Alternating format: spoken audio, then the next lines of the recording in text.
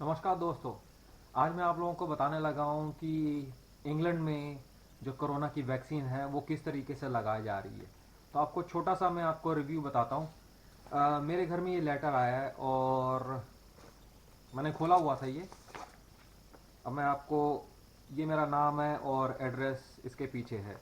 NHS जो कि England में बोलते हैं कि नेशनल हेल्थ सर्विसेज। जैसे अपने इंडिया में ऐसी कोई सर्विस ही नहीं है। सिविल हॉस्पिटल्स बने हुए हैं और आप अपना इलाज कराएं या फिर वो प्राइवेट अपना इलाज आप करा सकते हैं।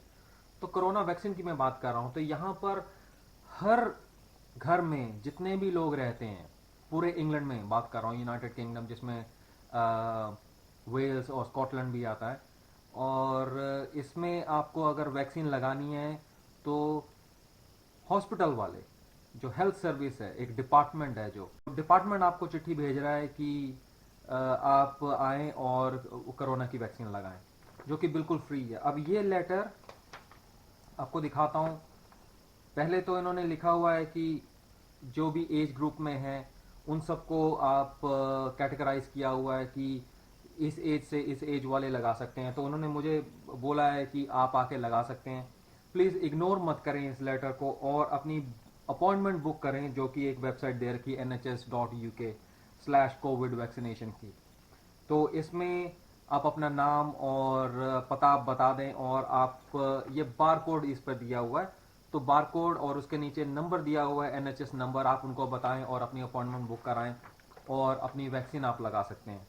तो फ़ोन पर भी आप लगा सकते हैं, जो कि 7 to 11 सातों दिन खुली रहती है।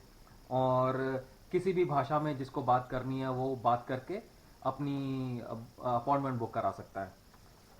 फिलहाल ये तो मेन बात है। दूसरा पेज जो है, दूसरा पेज सब भाषाओं का पेज दिया हुआ है। अगर किसी को भी ये लेटर आपको समझ में नहीं आता है तो इसमें पंजाबी है, पोल्सकी है, रोमेनियन है और हिंदी और बंगाली और अरबिक और इंग्लिश तो दी हुई है। चाइनीज़, फ्रेंच, टर्किश सब कुछ दिया हुआ है। तो इसमें फिलहाल इसमें भी ये बताया हुआ, हिंदी में आपको बताता हूँ कि अपनी कोविड-19 टीकाकरण अपॉइंटमेंट की बुकिंग करने के लिए ये आपको वेबसाइट दी हुई है, यहाँ पर जाएं या फिर 119 पर फ़ोन करें। और जैसी भी भाषा में आप बात करना चाहते हैं तो आप बात करके अपनी अपॉइंटमेंट बुक करा के एनएचएस से कोविड वैक्सीनेशन लगवाएं। तो फर्स्ट आप शॉट लगा सकते हैं और उसके बाद फिर आपको सेकंड शॉट की जानकारी मिलेगी कब लगाना है आपने। तो आप सिस्टम देखिए कितना, सबके घरों में ये लेटर जाएगा और सबके घरों में जितने भी फैमिली मेंबर्स हैं उनको बताया जाएगा कि आप आएं और अपनी कोविड की वैक्सीनेशन लगाएं।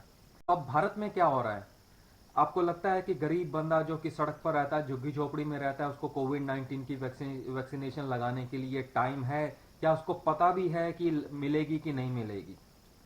तो ज़मीन आसमान का फ़र्क है। तो मेरा वीडियो बनाने का मकसद यही है कि आप लोगों को मैं जानकारी दे सकूं कि हम लोग इंडिया में कहाँ स्टैंड करते हैं और बाहर के देश कितने आगे तरक्की कर गए हैं। मुझे नहीं लगता कि किसी भी गांव में और शहर में ऐसी एक चिट्ठी जाती होगी हर घर में और आपको बताती है कि ये आपका नाम है, ये आपका नंबर है, कोई भी जो भी सिविल हॉस्पिटल नंबर आप लगाएं और उसके बाद आप किसी को भी फ़ोन करें, जो कि डिपार्टमेंट को फ़ोन करें और आके आप टीका लगाएं। जहाँ तक मैंने यहाँ पर बैठ के देखा, इंग्लैंड में लोग लाइनों में लगे हुए हैं, लंबी लंबी लाइनों में लगे हुए हैं और आपको वैक्सीनेशन ही नहीं मिल रही।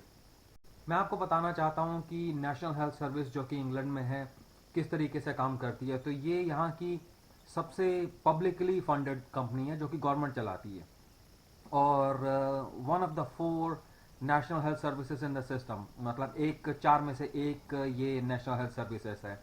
और सेकंड लार्जेस्ट एक हेल्थ केयर सिस्टम है जो कि पूरे वर्ल्ड में, सेकंड लार्जेस्ट सिस्टम पूरे वर्ल्ड में, आप सोच सकते हैं। और primary funded by the government और जनरल टैक्सेशन, जो कि हम काम करते हैं, टैक्स जमा होता है तो ये फंड गवर्नमेंट करती है। किन लोगों के लिए है ये? जो लोग इंग्लैंड में रहते हैं, जो कि रेजिडेंट हैं, उन लोगों के लिए है ये।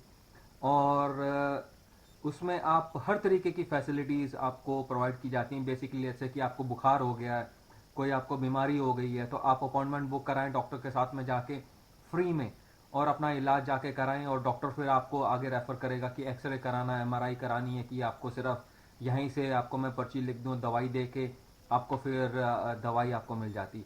हाँ, दवाई महंगी है, इस कंट्री में दवाई ज़रूर महंगी है।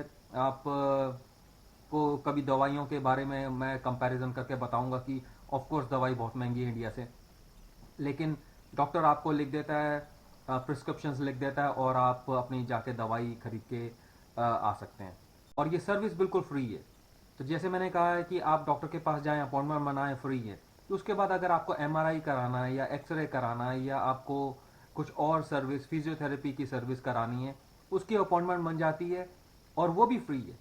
तो आप बेशक अपॉइंटमेंट आप बार बार बना के जाते जा रहे हैं, तो ये आपको फ्री सर्विस मिल रही है। अब ऐसी सर्विस इंडिया में क्यों नहीं है? ये हमारी नालायक गवर्नमेंट्स हैं जो जब से देश हमारा आज़ाद हुआ है, तो ये उनको सोचना पड़ेगा या उनको सोचना चाहिए था कि हमारे नागरिकों को हम हेल्थ सर्विसेज कैसे दे सकते हैं। तो इसके बारे में मैं अलग से पूरी वीडियो बनाऊंगा कि हमारी सरकारों ने 1947 से या पहले से लेके आज तक क्या किया हमारे लिए।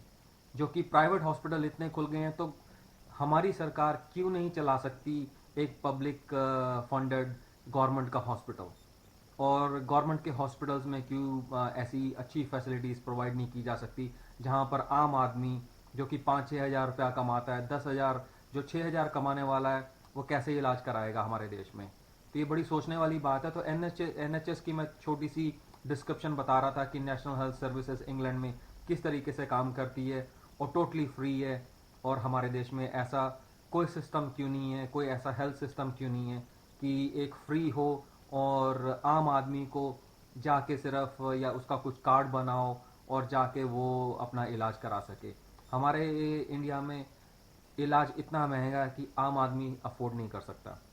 फिलहाल आपको ये वीडियो कैसी लगी, प्लीज़ शेयर करें मेरे साथ और मेरा हौसला बढ़ाएं, सो दैट कि आपको मैं इस तरीके की और जानकारियाँ देता रहूं।